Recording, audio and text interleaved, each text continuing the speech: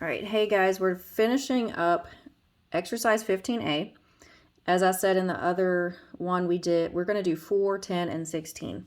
I'm going to break each number up in one video, so if whatever you're needing to look at, you can just look at each one individually.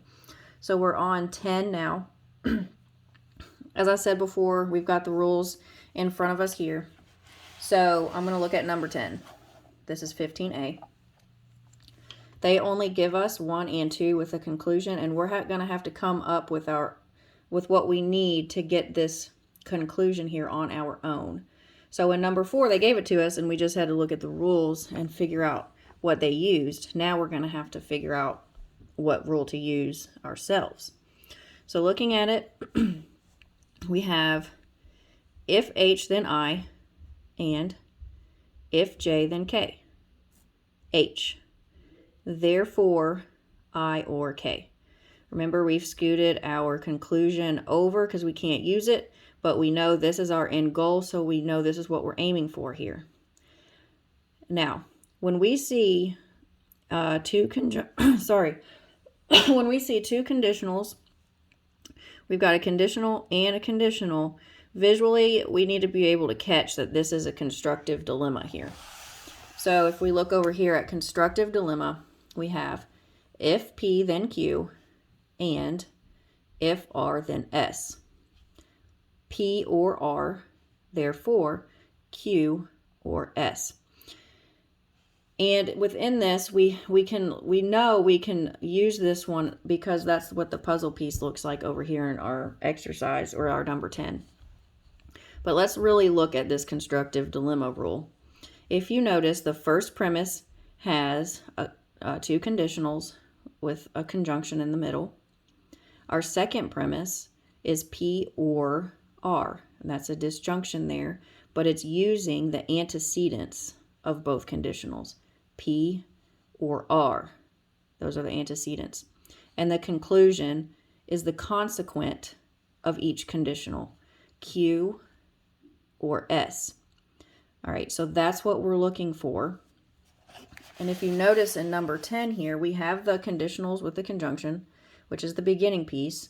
Now let's look at what we end with, I or K, and see which ones we have up here. I or K. Now that's the consequent, so we know what we're lacking and what we need to build somehow is the antecedents with the or. Now, we're going to look at the rules over here that have the conclusion as an or. So that's what we're looking for in the conclusion.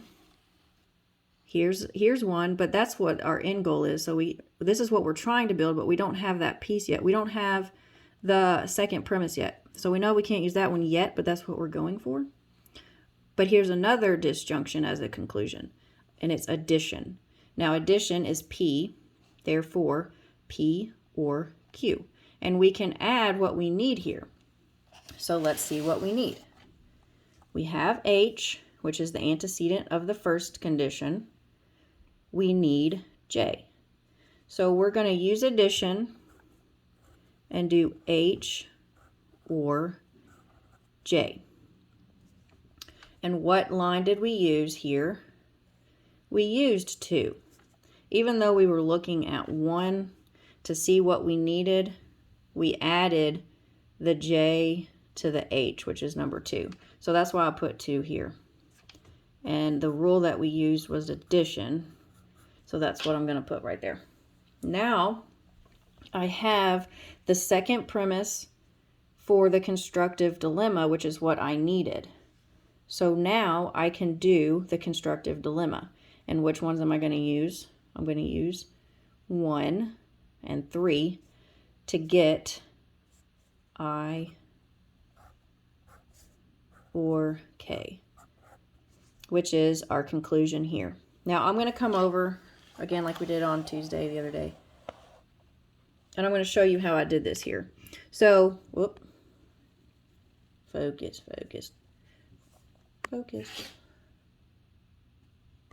Sorry. So too close. Might be too close. What happened? All right, sorry about that. Okay, so I'm going to write over here how we got that. Okay, so, first let me put 1 and 3 because that's what we used. Constructive dilemma. Okay, so our first line was 1.